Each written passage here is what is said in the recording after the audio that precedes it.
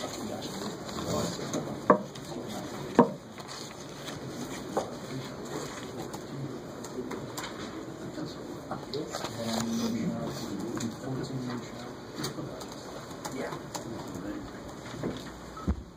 we'll just open up for questions for Coach Miles. Coach, I'm wondering what you had on the scouting report for Kipper Nichols, given his recent struggles, and what did you think of him today?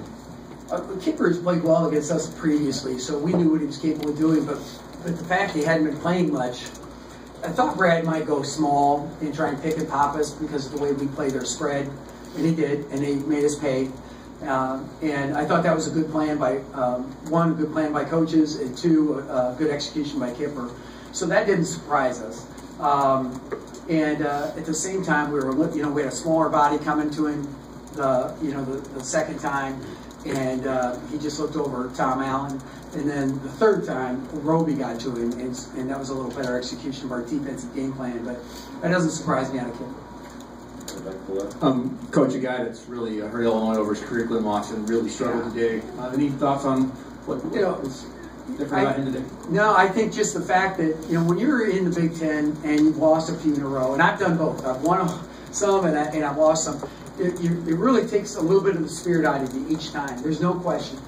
And we've got to work hard to buoy that. Get these guys, keep them afloat, and because they're working hard enough. But you got to truly believe it right down to your bones, right? And I think more than anything, when you get into fixed outcome thinking, and you start defining yourself as, oh, we just lost, you got to make losing a visitor and then shove him out the door.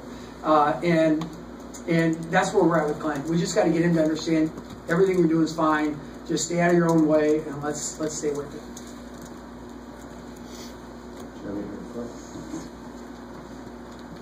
Coach, just what do you think about your team, 5 straight losses? Where are you guys at right now? It's not mutually exclusive to us in the Big Ten this year, it looks like. There's our very good teams that have gone through droughts.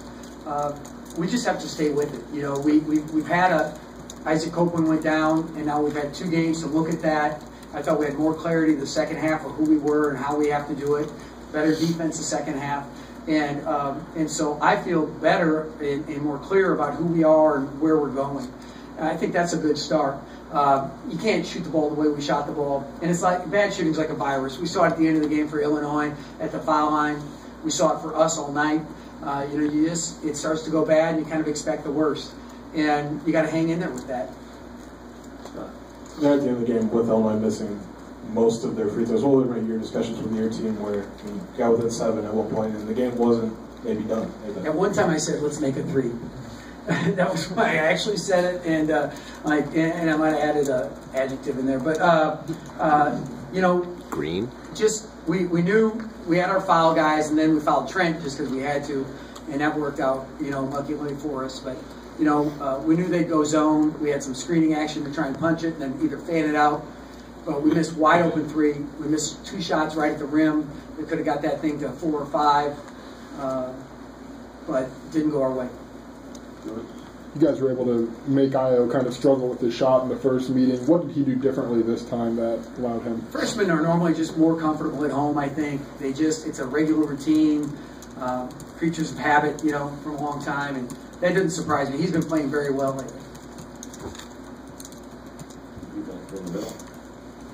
Coach, James Palmer Jr. gets off to a good start, but then Io kind of switched on him and gave him trouble. He was like 2 for 10 from the field in the second half. What went wrong? I thought they did a good job of switching defenses, so you don't get in a very good rhythm that way. And I thought Io just did a very good job staying into him, not letting him get free. And it was such a physical game that when James can't, he's a glider and a slider, and so when you get bodied up, it's just not quite as easy for you. Anything else for Coach? Someone pointed out to me that Borchardt had 18 rebounds today. 11 offensive. Yeah, what do you think about that?